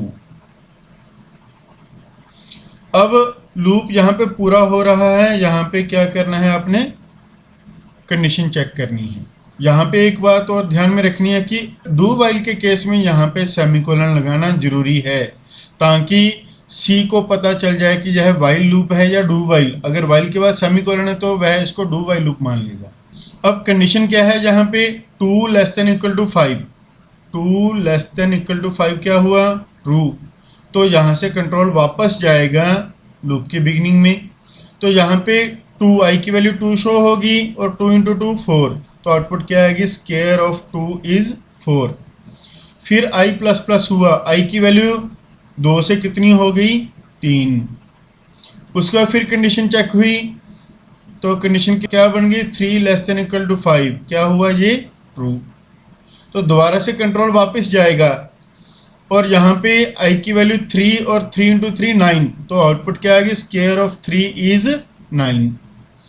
फिर इस लाइन को एग्जीक्यूट करने के बाद आइट्रेशन आएगी, आई प्लस प्लस, आई की वैल्यू 3 से कितनी हो गई 4। उसके बाद कंडीशन चेक होगी, 4 छोटा है या बराबर है 5 के, साथ 4 लेस देन इक्वल टू 5, यह भी क्या है ट्रू है। फिर दोबारा से कंट्रोल वापस जाएगा, स्क्वायर ऑफ 4 इज 16, क्या शो करेगा, स्क्वायर ऑफ 4 इज 16। अब आई प्लस प्लस से आई की वैल्यू 4 से कितनी हो गई 5। अब कंडीशन क्या बन गई, 5 लेस देन इक्वल टू 5, तो यह भी क्या है ट्रू है। तो कंट्रोल वापस जाएगा, यहाँ पे क्या आएगा, square of 5 is 5 into 5 25, output ये आ गई। फिर इसको एग्जीक्यूट करने के बाद इंक्रीमेंट फिर होगा, आई की वैल्यू 5 से कितनी होगी 6। अब कंडीशन क्या बन गई यहाँ पे, 6 लेस देन इक्वल टू 5, क्या हो गया फॉल्स। अब फॉल्स है तो उसके बाद लूप वापस नहीं जाएगा काम करने के लिए, टर्मिनेट हो जाएगा और उसके बाद हमारा प्रोग्राम पूरा हो गया और हमारे पास इसकी जो है आउटपुट आ गई। इसकी आउटपुट भी सेम आई है जैसे व्हाइल या फॉर की थी। तो डिफरेंस क्या हुआ, यहाँ पे बिना कोई कंडीशन चेक किए उसने काम कर दिया, मीन्स आई की वैल्यू 1 हमने कंपेयर कहीं भी नहीं की। जैसे फॉर और व्हाइल में हमने आई की वैल्यू 1 भी कंपेयर की थी कंडीशन में एंड वैल्यू से, बट जहाँ पे वो कंपेरिजन नहीं हुआ। आइए एक और एग्जांपल करते हैं जिससे आपको व्हाइल और डू व्हाइल में डिफरेंस क्लियर हो जाएगा। आइए अब नीचे दी गई एग्जांपल्स को डिस्कस करके हम व्हाइल और डू व्हाइल में जो डिफरेंसेस हैं उन्हें समझने की कोशिश करते हैं। लेफ्ट वाला जो बॉक्स है उसमें हमने व्हाइल लूप का प्रोग्राम बनाया है, जो राइट साइड में बॉक्स है उसमें हमने डू व्हाइल का प्रोग्राम बनाया है। दोनों प्रोग्राम्स में इनिशियलाइजेशन, कंडीशंस और आइट्रेशन सेम रखी हैं, स्टेटमेंट सेम है, सिर्फ डिफरेंस व्हाइल और डू व्हाइल का है। तो आइए देखते हैं मेन डिफरेंस कैसे है, क्या है। तो व्हाइल लूप में सबसे पहले हमने आई को वैल्यू कितनी दी 11, अब यहाँ पे जब कंडीशन टेस्ट होगी 11 लेस देन इक्वल टू 5, क्या हुआ? फॉल्स। तो फर्स्ट टाइम पे ही इसकी कंडीशन क्या होगी? फॉल्स, जिस कारण यह लूप को एक बार भी एग्जीक्यूट नहीं करेगा और उससे बाहर आ गया और हमारी आउटपुट ब्लैंक रह गई, यहाँ पे कोई भी आउटपुट नहीं आई। तो लूप की बॉडी यहाँ पे जो है एक बार भी एग्जीक्यूट नहीं हो रही। जबकि इसी केस को हम डू वाइल के साथ स्टडी करें, अगर यहाँ पे i की वैल्यू 11, तो यहाँ पे i की वैल्यू कहीं भी टेस्ट नहीं हो रही, तो वह लूप में सीधा एंटर कर गया। i की वैल्यू यहाँ पे कितनी शो करेगा? यह 11, मीन्स एक बार तो लूप चल ही पड़ा हमारा। फिर यहाँ पे i की वैल्यू कितनी होगी? 12। अब यहाँ पे जो कंडीशन है वह क्या बन गई? 12 लेस देन इक्वल टू 5 क्या है? फॉल्स। अब दोबारा से यह लूप रिपीट नहीं होगा और यहीं पे टर्मिनेट होकर इससे बाहर आ जाएगा। तो यह था मेन डिफरेंस। इसमें पहले कंडीशन चेक हुई, बाद में बॉडी काम कर रही है। अगर कंडीशन ट्रू होगी तब बॉडी काम करेगी, अदरवाइज अगर शुरू में ही कंडीशन फॉल्स है तो लूप की बॉडी एक बार भी काम नहीं करेगी। जबकि डू वाइल के केस में हमारा लूप एक बार चलेगा ही चलेगा। क्यों? क्योंकि बिना कोई कंडीशन टेस्ट किए हम लूप की बॉडी में एंटर कर गए और बाहर जाते हुए हम यहाँ पे कंडीशन चेक कर रहे हैं, जिसके कारण अगर यहाँ पे कंडीशन फॉल्स होगी तो दोबारा से जो लूप की बॉडी है एग्जीक्यूट नहीं होगी, वहीं से टर्मिनेट हो जाएगी। तो पोस्ट टेस्ट में बॉडी काम पहले करेगी, बाद में टेस्ट होगी कंडीशन, जिस कारण यह काम एक बार होगा ही होगा। वाइल के केस में हमारे पास कोई आउटपुट नहीं आ रही, बट यहाँ पे एक वैल्यू आउटपुट के तौर पे हमें शो हो रही है। तो यह था मेन डिफरेंस। एक डिफरेंस तो याद रखना है, कंडीशन के बाद बॉडी काम कर रही है, यहाँ पे बॉडी के बाद कंडीशन काम कर रही है, पहला डिफरेंस। दूसरा, इसमें अगर शुरू में ही कंडीशन फॉल्स हो गई तो लूप एक बार भी नहीं चलेगा, बट इसमें क्योंकि कंडीशन चेक नहीं हो रही, एक बार तो लूप चलेगा ही चलेगा, चाहे बाद में कंडीशन ट्रू है चाहे फॉल्स, कोई फर्क नहीं पड़ेगा इससे, एक बार तो लूप चल ही जाएगा। उम्मीद है आपको दोनों में डिफरेंस क्लियर हो गया होगा। आइए अब अगला टॉपिक नेस्टिंग ऑफ लूप्स का डिस्कस करते हैं। नेस्टिंग ऑफ लूप क्या है? जैसे नेस्टेड इफ स्टेटमेंट को डिस्कस किया था, वैसे ही नेस्टिंग ऑफ लूप्स भी हो जाती है जब एक लूप को किसी और दूसरे लूप में पुट कर दिया जाता है, तब वह कंसेप्ट नेस्टिंग ऑफ लूप कहलाता है। We can embed a for loop in another for loop। हम एक for loop को दूसरे for loop में रख सकते हैं, या एक while loop को दूसरे while loop में रख सकते हैं, या एक do while loop के अंदर एक और do while loop लगा सकते हैं। अर्थात किसी भी तरह के एक लूप को किसी भी दूसरी तरह के लूप में भी रखा जा सकता है। फॉर के अंदर वाइल लूप भी लगा सकते हैं, वाइल के अंदर डू वाइल भी लगा सकते हैं, या कोई ज़रूरी नहीं कि सेम लूप के अंदर सेम लूप ही काम करेगा। Any type of loop can be embedded in any other type of loop. किसी भी एक तरह का लूप किसी भी दूसरे तरह के लूप में रखा जा सकता है। तो बेसिक कंसेप्ट क्या है? एक लूप के अंदर दूसरा लूप, लूप के अंदर लूप को नेस्टिंग ऑफ लूप बोला गया है। आइए अब एक सिंटैक्स देखते हैं नेस्टेड लूप का। यहाँ पे हमने फॉर लूप के अंदर फॉर लूप को रखा है, इसलिए इसको नेस्टेड फॉर लूप बोलेंगी। जो ब्लू कलर में शो किया है वह आउटर लूप है, उस लूप के अंदर हमने एक रेड कलर का इनर लूप रखा है। तो एक लूप के अंदर दूसरा लूप का कंसेप्ट है जो वह नेस्टेड लूप कहलाता है।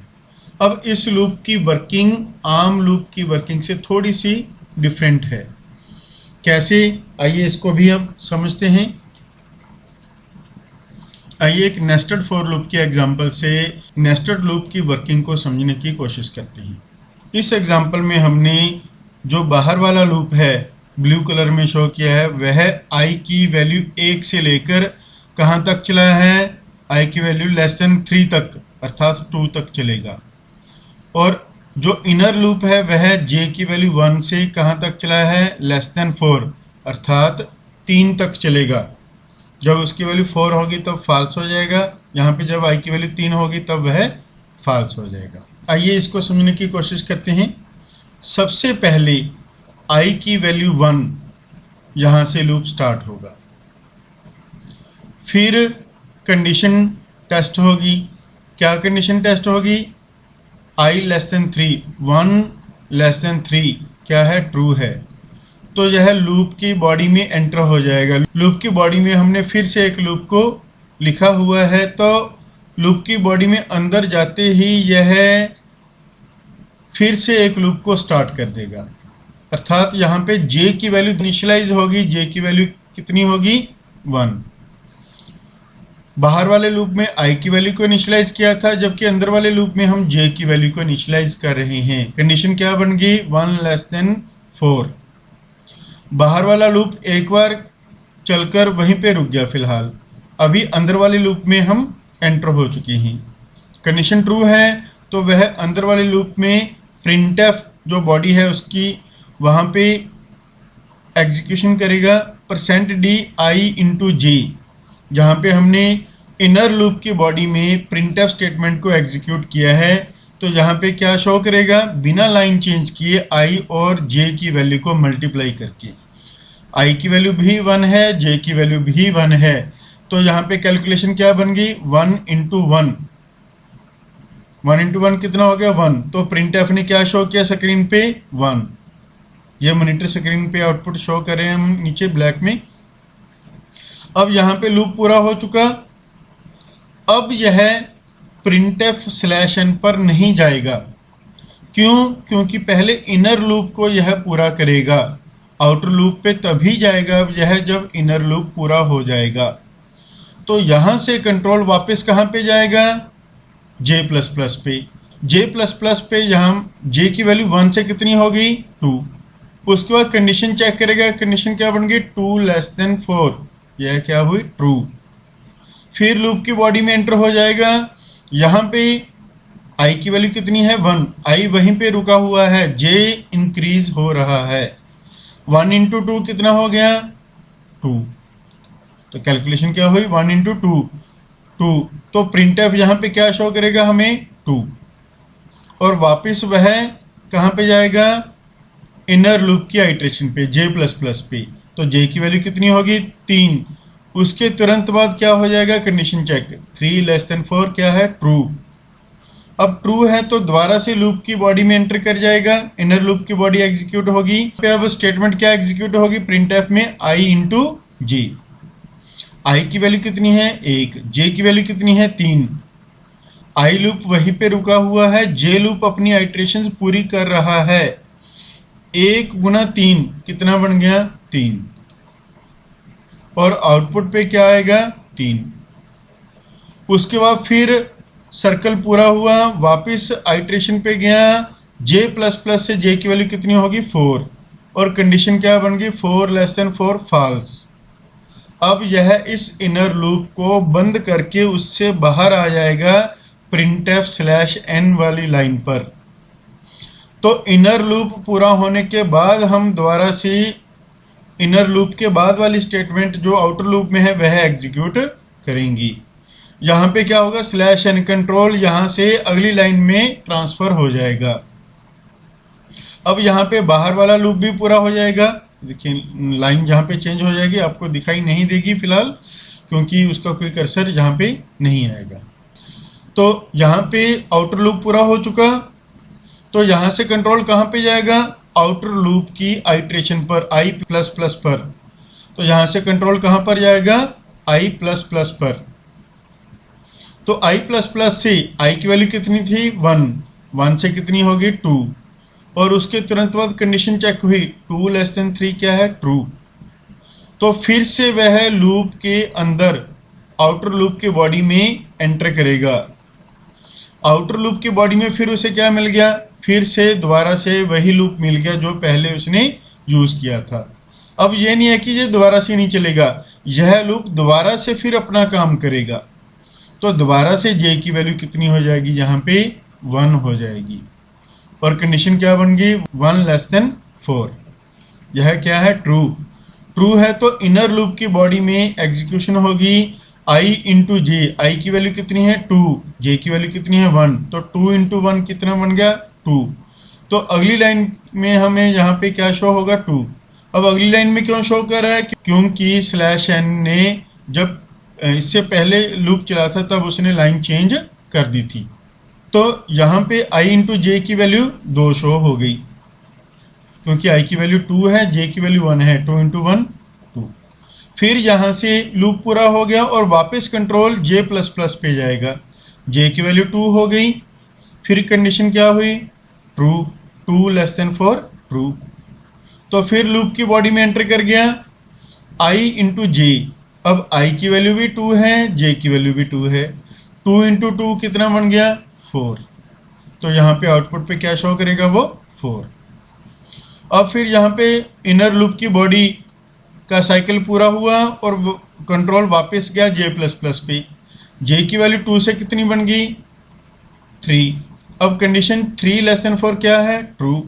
फिर लूप की इनर लूप की बॉडी में एंटर कर जाएगा ये, यहाँ पे i इंटू जे, आई कितना है 2, j कितना है 3, 2 इंटू 3 कितना बन गया 6। तो प्रिंट एफ ने यहाँ पे क्या शो कर देना है 6। फिर इनर लूप की साइकिल पूरी हो गई, फिर वो आइट्रेशन पे जाएगा j प्लस प्लस, जे की वैल्यू 4 हो गई। फिर यहाँ पे 4 लेस देन 4 क्या हुआ, फॉल्स।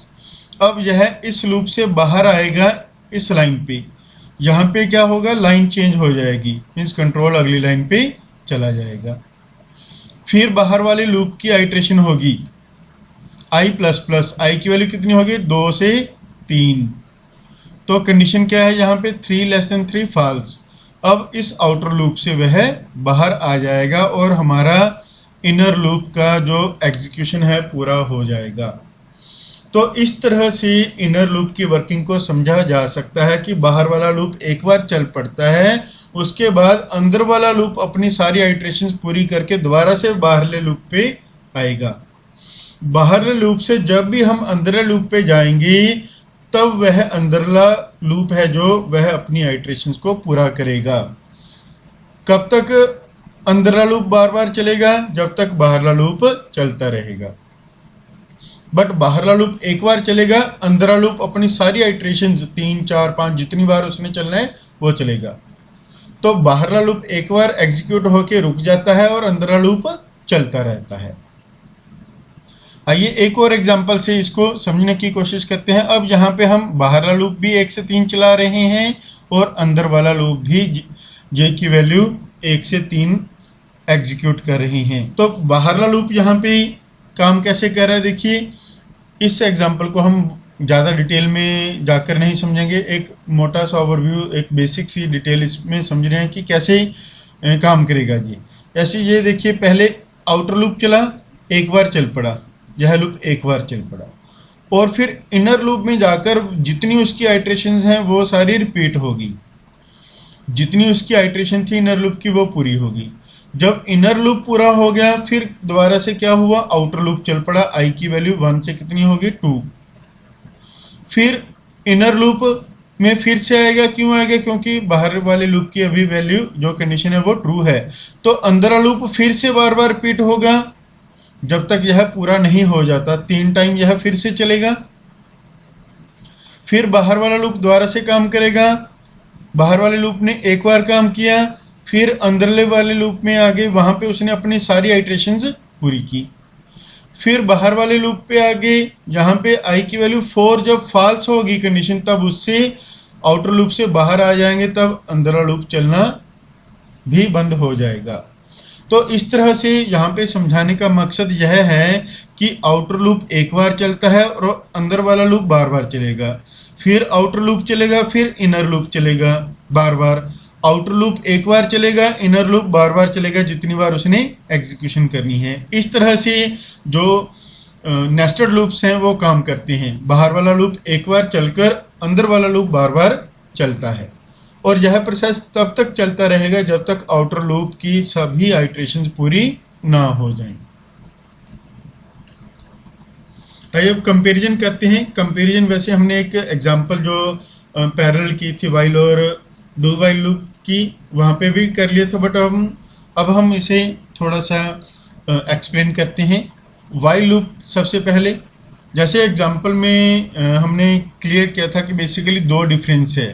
वाइल लूप में सबसे पहले कंडीशन चेक होती है, फिर बॉडी ऑफ द लूप, फिर body of the loop execute होती है। मींस कंडीशन के बाद क्या चेक हो रही है? बॉडी। जबकि डू वाइल में पहले बॉडी एग्जीक्यूट होगी एक बार, उसके बाद क्या चेक होगी? कंडीशन चेक होगी। दूसरा डिफरेंस मेन क्या बताया था आपको? अगर शुरू में ही कंडीशन फॉल्स हो जाती है तो हो सकता है इसका लूप एक बार भी ना चले, जबकि डू वाइल में चाहे शुरू में कंडीशन फॉल्स भी हो जाए तब भी हमारा loop at least one time चलेगा ही चलेगा। तो ये थे दो बेसिक डिफरेंसेस, मेन डिफरेंसेस जो वाइल और डू वाइल या प्री टेस्ट और पोस्ट टेस्ट में हैं वो डिस्कस किए थी। ये दोनों डिफरेंसेस हैं एक तरह से pre test and post test के लिए भी कंसिडर किए जा सकते हैं, क्योंकि वाइल लूप प्री टेस्ट है, डू वाइल पोस्ट टेस्ट है। आइए अब जंपिंग स्टेटमेंट्स के बारे में डिस्कस करते हैं।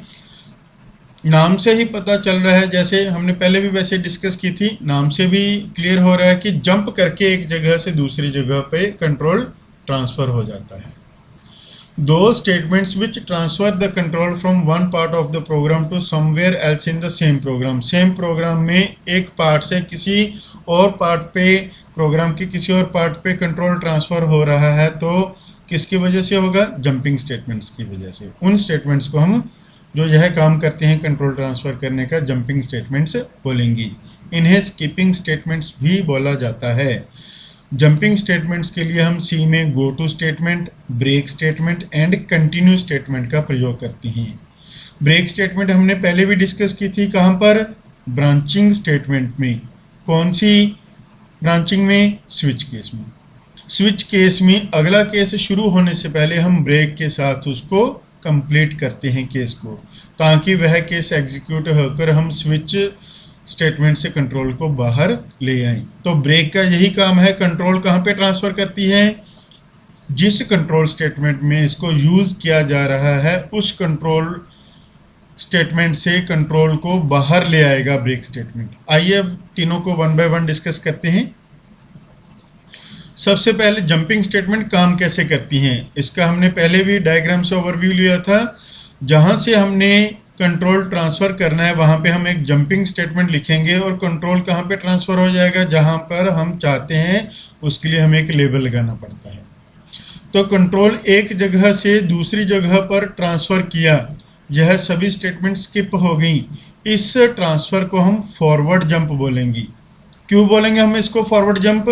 क्योंकि यह जंपिंग स्टेटमेंट से आगे की तरफ जंप करके एग्जीक्यूशन के लिए चला गया और यह स्टेटमेंट उसने स्किप कर दी। एक होता है बैकवर्ड जंप, इसमें भी कुछ ऐसा ही है, जंप करके कंट्रोल ट्रांसफर होगा, बट जंप स्टेटमेंट से पहले जो उससे पीछे की इंस्ट्रक्शन है कंट्रोल वहां पे ट्रांसफर होगा। जंपिंग स्टेटमेंट से किसी भी पीछे वाली स्टेटमेंट पे कंट्रोल ट्रांसफर होगा, और क्योंकि पीछे की तरफ कंट्रोल गया है तो स्टेटमेंट्स यहाँ पे क्या होंगी? रिपीट। तो यहाँ पे एक लूप की तरह काम कर सकता है जो जंपिंग स्टेटमेंट है। तो जंपिंग दो तरह की है, फॉरवर्ड जंप और बैकवर्ड जंप। अगर किसी स्टेटमेंट से आगे वाली इंस्ट्रक्शन की तरफ जंप करके जाएं that is called forward jump, और किसी स्टेटमेंट से पीछे की तरफ कंट्रोल जो एग्जीक्यूशन है वो पीछे की तरफ जाए उसे हम बैकवर्ड जंप बोलेंगे। आइए सबसे पहले गो टू स्टेटमेंट को डिस्कस करते हैं।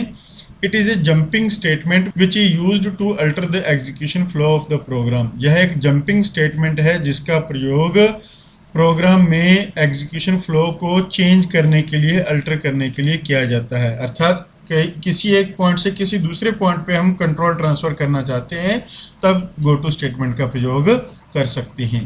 गो टू के लिए हमें एक लेबल जो कि एक आइडेंटिफायर होता है, एक नाम होता है, वह यूज करना पड़ेगा। तो गो टू कहाँ पे कंट्रोल को ट्रांसफर करेगा? जहां पर यह लेबल दिया होगा।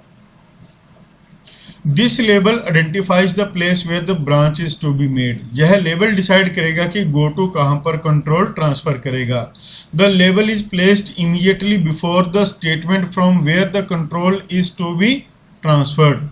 जहां पर हमने कंट्रोल ट्रांसफर करना है उससे पहले, इमीडिएट पहले, तुरंत पहले, जैसे हमने 5वीं लाइन पर कंट्रोल ट्रांसफर करना है तो 4th लाइन पर हमें क्या लगाना पड़ेगा, लेबल। तो इसलिए यहां पे लिखा है कि जिस स्टेटमेंट पे हमने कंट्रोल ट्रांसफर करना है उससे इमीडिएट पहले हमें लेबल लगाना पड़ेगा। This label must be followed by colon. Switch case में भी आपको बताया था कि किसी भी लेबल को हम किससे डिनोट करते हैं, कोलन साइन से। लेबल के बाद सेमी कोलन नहीं आएगा, कोलन आएगा। कोलन से पता लगेगा उसे कि यह एक लेबल है। The label can be placed anywhere in the program either before or after the go to statement. Label को कहीं भी पूरे प्रोग्राम में गो टू से पहले या बाद में यूज कर सकते हैं, वैसे ही जैसे हमने इससे पहले बैकवर्ड जंप और फॉरवर्ड जंप का पॉइंट डिस्कस किया था।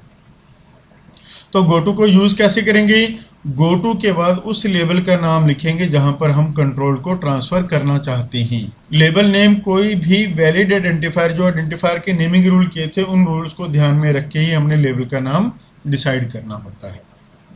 आइए अब देखते हैं गोटू काम कैसे करता है। गोटू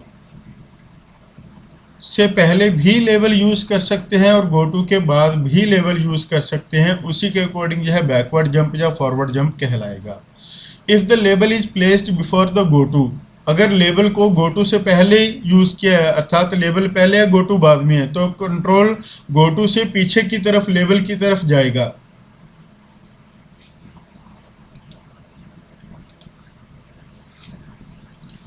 जैसे हमने यहाँ पे लेबल लगाया है और यहाँ पे गोटू है। अगर लेबल को गोटू से पहले यूज किया है तो कंट्रोल पीछे की तरफ ट्रांसफर होगा, तो उसे बैकवर्ड जंप बोलेंगे। अगर गोटू पहले यूज किया है और लेबल उसके बाद लगाया है, तब गोटू से लेबल की तरफ, आगे की तरफ कंट्रोल ट्रांसफर होगा, जिसे हम फॉरवर्ड जंप कहेंगे। तो बैकवर्ड जंप में यह स्टेटमेंट्स को रिपीट करेगा, क्योंकि पीछे की तरफ जाकर वही स्टेटमेंट्स फिर से रिपीट होंगी, एग्जीक्यूट होंगी। और फॉरवर्ड जंप में यह स्किप करेगा स्टेटमेंट्स को, क्योंकि इन स्टेटमेंट को एग्जीक्यूट किए बिना वह सीधा कहाँ पे ट्रांसफर कर गया कंट्रोल को, लेबल पे, आगे की तरफ, जैसे इस डायग्राम में दिया है।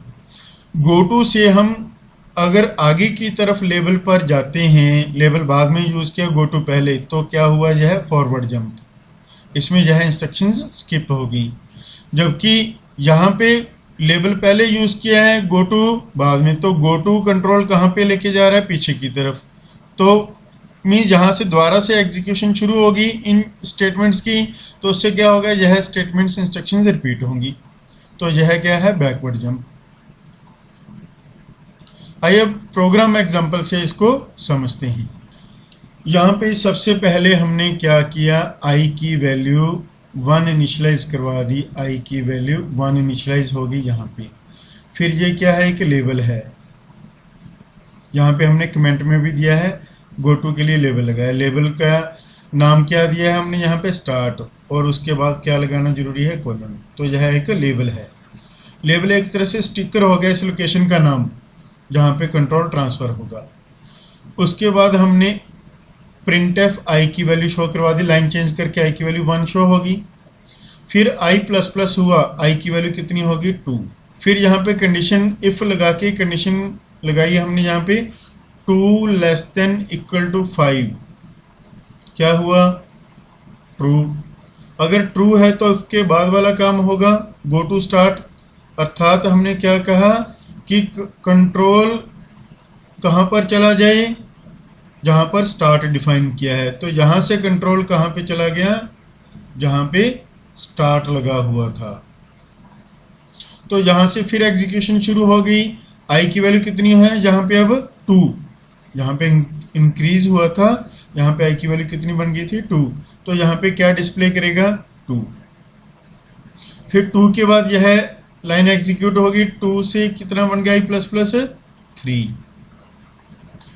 उसके बाद फिर condition if 3 less than equal to 5, condition क्या बन गई, 3 लेस देन इक्वल टू 5, क्या है, ट्रू। ट्रू है तो गो टू फिर कहाँ पे चला जाएगा, कंट्रोल को ट्रांसफर कहाँ पे करेगा, जहाँ पे स्टार्ट लगा हुआ। तो यहाँ से फिर वापस काम करना शुरू कर देगा। आई की वैल्यू कितनी शो करेगा, आई की वैल्यू कितनी है 3, तो यहाँ पे कितना शो कर रहा है 3। फिर 3 से कितना बन गया 4।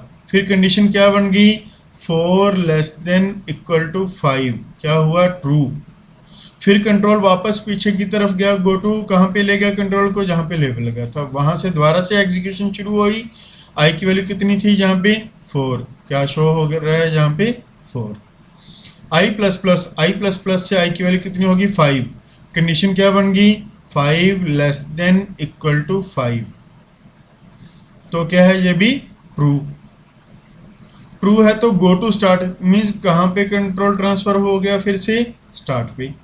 तो आई की वैल्यू यहाँ पे कितनी शो करेगा, यहाँ पे 5, क्योंकि यहाँ पे 5 हो गई थी। फिर आई की वैल्यू कितनी होगी 6।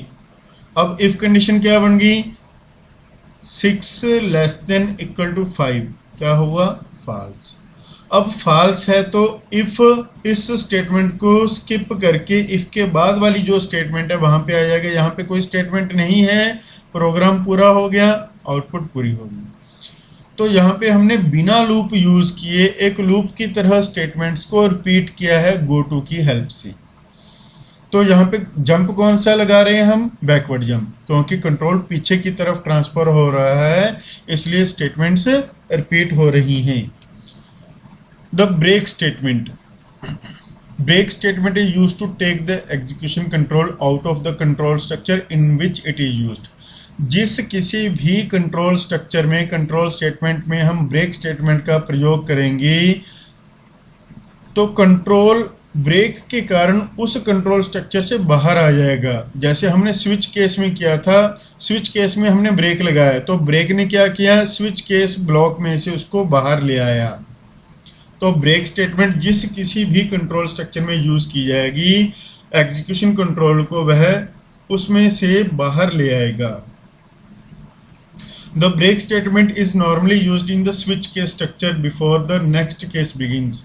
अगला केस शुरू होने से पहले हम ब्रेक के साथ केस को पूरा करते हैं स्विच केस में, जैसे हमने लास्ट लेक्चर में देखा था एग्जांपल में, स्विच केस के एग्जांपल में। अगर ब्रेक को हम स्विच केस में नहीं यूज करेंगे तो क्या होगा, problem of fall through arise होगी। अगर आपने वह लेक्चर नहीं देखा तो मैं यही रिकमेंड करूंगा कि आप जो पीछे वाले लेक्चर हैं उनको देखें, ताकि जो ये टॉपिक है या आने वाले टॉपिक है आपको और अच्छी तरह समझ में आए।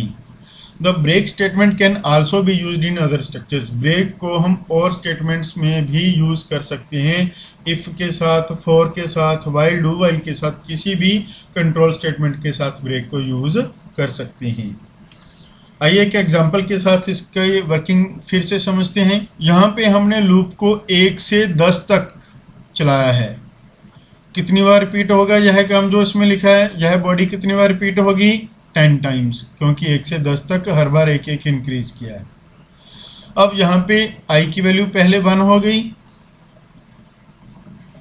उसके बाद कंडीशन क्या बन गई 1 लेस देन इक्वल टू 10। आई की वैल्यू 1 होगी, 1 लेस देन इक्वल टू 10, क्या हो गया ट्रू। ट्रू है तो लूप की बॉडी में एंटर कर जाएगा यह। तो इफ कंडीशन में क्या कंडीशन बन रही है अब हमारी 1 इक्वल्स टू 4, क्या है फॉल्स। तो इफ वाला ब्लॉक नहीं चलेगा, इफ के बाद वाले ब्लॉक पर आ जाएंगी। ब्रेक वाला काम कब होगा, जब कंडीशन ट्रू होगी, अदरवाइज ब्रेक काम नहीं करेगा। तो कंडीशन फॉल्स थी, ब्रेक नहीं चला और इफ के बाद वाली जो स्टेटमेंट है वह एग्जीक्यूट हुई। तो यहाँ पे आई की वैल्यू शो करवा रहे हैं, आई की वैल्यू कितनी थी 1 शो हो गई। यहाँ पे लूप की बॉडी पूरी हो रही है और कंट्रोल अब कहाँ पे ट्रांसफर होगा, आइट्रेशन पे। अब आई प्लस प्लस से आई की वैल्यू 1 से कितनी बन गई 2। फिर कंडीशन चेक हुई 2 लेस देन इक्वल टू 10, क्या हो गया ट्रू। फिर से ट्रू है तो फिर से लूप की बॉडी में आ जाएंगी। यहां पे इफ कंडीशन क्या बन गई 2 इक्वल्स टू 4, 2 4 के बराबर है, बट यह फॉल्स है क्योंकि 2 4 के बराबर नहीं है। तो फिर से ब्रेक काम नहीं करेगा, इफ ब्लॉक काम नहीं करेगा। इफ से बाहर अगली स्टेटमेंट /n%d आई की वैल्यू कितनी डिस्प्ले करेगा? आई की वैल्यू 2 डिस्प्ले करेगा। फिर लूप की बॉडी पूरी हो गई, साइकिल पूरा हो गया, वापस कंट्रोल जाएगा i++ पे। i++ के कारण आई की वैल्यू कितनी होगी? 2 से 3 होगी। कंडीशन क्या बन गई? 3 < 10। फिर क्या है? ट्रू है। ट्रू है तो लूप की बॉडी में फिर से एंटर कर गई। यहाँ पे अब कंडीशन क्या बन गई? 2 की जगह 3 है, उसकी वैल्यू 3 = 4। अब फिर से फॉल्स है तो यह इफ से बाहर अगली स्टेटमेंट पे ही आएगा। आई की वैल्यू कितनी शो हो गई? 3। अब कंट्रोल फिर वापस जा रहा है आइट्रेशन पे। i++ आई की वैल्यू 3 से कितनी हो गई? 4। कंडीशन क्या बन गई? 4 < 10। यहाँ पे क्या है? ट्रू। अब 4 = 4, यहाँ पे हमारे पास क्या बन गया? 4 = 4। तो यह क्या है? ट्रू। अब ट्रू है तो इफ के ब्लॉक में एंटर कर जाएंगे हम ब्रेक। तो ब्रेक ने क्या किया? ब्रेक को हम लूप में यूज करें तो कंट्रोल को उसने क्या किया? लूप से बाहर ले आया और अगली आइट्रेशंस नहीं होने दी। तो लूप 10 तक चलना था बट हमने उसको 4 पर ही ब्रेक कर दिया। जब आई की वैल्यू 4 होगी तभी ब्रेक कर दिया। कंट्रोल को हम लूप से पहले ही प्रीमेच्योरली बाहर ले आए। तो इस तरह से जिस लूप में हम ब्रेक यूज करेंगे तो यह स्टेटमेंट, ब्रेक स्टेटमेंट, कंट्रोल को, एग्जीक्यूशन फ्लो को उससे बाहर ले आएगी और दोबारा से लूप चलने नहीं देगी। यहां से बाहर आ गई। अब कंटिन्यू स्टेटमेंट के बारे में देखते हैं। Continue statement is used for the inverse operation of break statement. जो ब्रेक स्टेटमेंट का काम था उससे उल्ट काम कर रहा है, अर्थात यह कंट्रोल को बाहर नहीं लेकर आएगा लूप से। तो कैसे काम करेगा? It can be use to skip statements in a loop. अगर लूप में हम कुछ स्टेटमेंट्स को स्किप करना चाहते हैं तब कंटिन्यू स्टेटमेंट का प्रयोग कर सकते हैं। This statement causes the loop to be continued with the next iteration by skipping the statement after the continue statement in the loop। तो यह स्टेटमेंट लूप में जो कंटिन्यू के बाद वाली स्टेटमेंट है उनको स्किप करके नेक्स्ट आइट्रेशन पे ले जाएगा, अर्थात लूप बंद नहीं होगा, लूप चलता रहेगा। सिर्फ कुछ स्टेटमेंट्स स्किप होती रहेंगी जब जब कंटिन्यू एग्जीक्यूट होगा। आइए अब हम एक प्रोग्राम एग्जांपल की हेल्प से कंटिन्यू की वर्किंग को देखते हैं। सेम वैसा ही प्रोग्राम जैसे हमने ब्रेक स्टेटमेंट के लिए इससे पहले बनाया था वैसा ही है, सिर्फ ब्रेक की जगह यहाँ पे क्या लिखा है? कंटिन्यू। अब दोनों की आउटपुट देखते हैं क्या डिफरेंस आएगा। तो यहाँ पे हमने i की वैल्यू 1 से 5 तक लूप चलाया है, तो यहाँ पे क्या करेगा? i की वैल्यू 1 है, कंडीशन 1 छोटा है 5 से, ट्रू है, तो यह लूप की बॉडी में एंटर कर गया। तो यहाँ पे i की वैल्यू 1 = 3 फॉल्स है, तो यह कंटिन्यू वाला काम नहीं करेगा। उससे आगे इफ के बाद वाला ब्लॉक चलेगा। यहाँ पे क्या है? i की वैल्यू डिस्प्ले करेगा। i की वैल्यू कितनी डिस्प्ले कर दी? 1। फिर यहाँ पे एक साइकिल लूप का पूरा हो रहा है और यहाँ से कंट्रोल वापस आइट्रेशन पे गया। i++ से i की वैल्यू 1 से कितनी हो गई? 2। फिर कंडीशन चेक होगी, 2 < 5, क्या है? ट्रू। फिर लूप में एंटर कर गया। i की वैल्यू अब यहाँ पे कितनी है? 2। 2 = 3, क्या है? फॉल्स। फिर यहाँ पे इफ ब्लॉक नहीं चलेगा, उसके बाद वाली स्टेटमेंट चलेगी। i की वैल्यू कितनी शो हो गई? 2। फिर कंट्रोल वापस गया आइट्रेशन पे। i++ से i की वैल्यू कितनी हो गई? यहाँ पे 3। और जो लूप की कंडीशन है 3 < 5 वह क्या है? ट्रू। अब लूप की कंडीशन ट्रू है तो लूप में फिर एंटर हो गया। यहाँ पे कंडीशन क्या बन गई? इफ की 3 = 3 ट्रू है, तो it means if block execute होगा, कंटिन्यू एग्जीक्यूट होगा, तो कंटिन्यू ने कंट्रोल कहाँ पे ट्रांसफर करना है, मेन इंटरेस्टिंग बात है जो ये देखने वाली है। कंट्रोल यहाँ से वापस आइट्रेशन पार्ट पर चला जाएगा। तो कंटिन्यू ने इफ के बाद वाली ये स्टेटमेंट एग्जीक्यूट नहीं होने दी, उसने यह चीज क्या करवा दी, स्किप करवा दी। कंटिन्यू के कारण यह चीज स्किप हो गई और यहां से कंट्रोल वह वापस लेकर आइट्रेशन पार्ट पे चला गया। अर्थात यहाँ पे जो प्रिंटफ आई की वैल्यू थी वह डिस्प्ले नहीं होगी, यहाँ पे आई की वैल्यू 3 डिस्प्ले नहीं होगी, क्योंकि उसने इस लाइन तक एग्जीक्यूशन पहुंचने ही नहीं दी। बीच में से ही कंट्रोल को, एग्जीक्यूशन कंट्रोल को कहाँ पे ट्रांसफर कर दिया, आइट्रेशन पार्ट पे। तो कंटिन्यू का काम ब्रेक की तरह बाहर नहीं लेके आना है कंट्रोल को, बल्कि उसे नेक्स्ट आइट्रेशन पे लेके जाना है। तो ब्रेक से एक बार बाहर आ गए तो दोबारा से लूप नहीं चलेगा, बट यहाँ पे लूप चलता रहेगा क्योंकि लूप से बाहर नहीं आए हम। तो आई की वैल्यू 3 से कितनी कर दी उसने, 4। 4 छोटा है जब बराबर है 5 के, क्या है, ट्रू। बट इफ कंडीशन क्या होगी यहाँ पे, फॉल्स। 4 = 3 क्या, फॉल्स। तो यहाँ पे अब कंटिन्यू काम नहीं करेगा। तो इफ के बाद वाला ब्लॉक, इफ के बाद वाली स्टेटमेंट आई की वैल्यू कितनी शो कर दी, 4। अब यहाँ पे 3 शो नहीं हुआ क्योंकि जब 3 थी वैल्यू तब तो वह उसको कंट्रोल को वापस ले गया था, उसने यह स्टेटमेंट स्किप कर दी। तो इस प्रोग्राम का मकसद सिर्फ आपको यह समझाना है कि कंटिन्यू कंट्रोल कैसे और कहाँ पे ट्रांसफर करेगा। ब्रेक कंट्रोल को बाहर ले जाता है, कंटिन्यू उसको नेक्स्ट आइट्रेशन पे ले जाता है।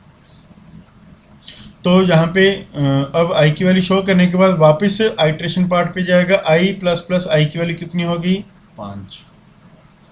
कंडीशन क्या है, 5 < 5 ट्रू है, लूप की कंडीशन ट्रू है। तो इफ की कंडीशन बट अभी भी फॉल्स है। 5 = 3, 5 = 3 क्या हो गया, फॉल्स। तो कंटिन्यू फिर नहीं चलेगा। प्रिंटफ आई की वैल्यू दोबारा से अब कितनी शो करेगा, 5। फिर कंट्रोल वापस आइट्रेशन पे गया, आई की वैल्यू कितनी होगी, 6। तो यहाँ पे कंडीशन क्या बन गई, 6 < 5 क्या हो गया, फॉल्स। अब कंट्रोल यहाँ से बाहर आ गया, लूप पूरा हो गया और हमारी प्रोग्राम की एग्जीक्यूशन भी पूरी होगी। तो होप कि आपको कंटिन्यू की जो वर्किंग है वो पता लग गई होगी। गो टू कहाँ पे कंट्रोल ट्रांसफर करता है, जहाँ पे लेबल लगा होगा। ब्रेक कहाँ पे कंट्रोल ट्रांसफर कर रहा है, जिस कंट्रोल स्ट्रक्चर में उसे यूज किया जा रहा है उससे बाहर कंट्रोल को ले आता है। कंटिन्यू में कंट्रोल कहाँ पे ट्रांसफर हो रहा है, जहाँ पर आइट्रेशन लगी हुई है। ब्रेक से बाहर आके दोबारा से लूप नहीं चलेगा, बट कंटिन्यू में कंट्रोल आइट्रेशन पार्ट पे ट्रांसफर होने के बाद फिर से चलता रहेगा। जैसे यहाँ पे दिखा है कंट्रोल कहाँ पे ट्रांसफर हो रहा है, आइट्रेशन पार्ट पे। तो ये थी हमारी jumping last statement, jumping statements. तो इस तरह से हमने तीनों जो कंट्रोल स्टेटमेंट्स हैं उनको डिटेल में कर लिया है। होप कि आपको तीनों तरह की कंट्रोल स्टेटमेंट्स के बारे में अच्छी तरह से समझ आ गया होगा। सभी कंट्रोल स्टेटमेंट्स को हमने विद एग्जांपल्स डिस्कस किया है। अगर फिर भी आपको किसी पॉइंट पे डाउट है तो आप कमेंट सेक्शन में लिख के मुझसे क्यूरी कर सकते हैं, मैं आपके उस डाउट को क्लियर कर दूंगा या आपके लिए एक नई वीडियो बनाकर उस डाउट को क्लियर करने के लिए दोबारा से अपलोड कर दूंगा। Thanks for watching this video. दोस्तों, अगर आपने इस चैनल को सब्सक्राइब नहीं किया, लाइक नहीं किया, तो आप इसे जल्दी से जल्दी लाइक और सब्सक्राइब करें ताकि आपको मेरी आने वाली नई जो वीडियोस हैं उनकी नोटिफिकेशन मिलती रहे। धन्यवाद। अगले लेक्चर में मिलेंगे जल्दी ही।